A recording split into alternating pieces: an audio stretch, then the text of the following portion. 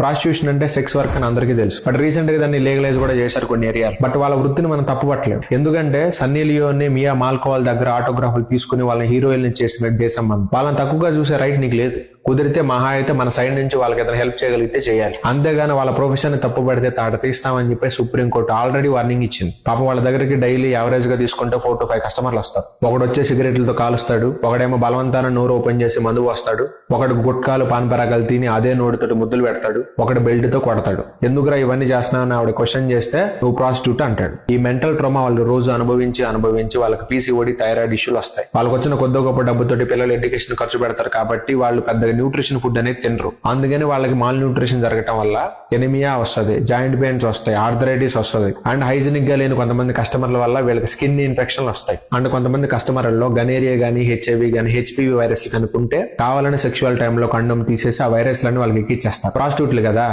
ఎవరు అడగలేరు. అందుకే నేను చెప్పేది ఏంటి అంటే ఆడవాళ్ళ ఆరోగ్యం గురించి పట్టించుకునే న్యూట్రిషనిస్టులు చాలా మంది ఉన్నారు. నాకు మీ ఆరోగ్యం కూడా ఇంపార్టెంటే. అందుకే నా మాట నమ్మి కొన్ని డబ్బులు మీ ఆరోగ్యం కోసం మీరు ఖర్చు పెట్టుకొని తీరాల్సింది. ఒకసారి నేను చెప్పిన డైట్ నోట్ చేసుకోండి, డైలీ అది తినండి.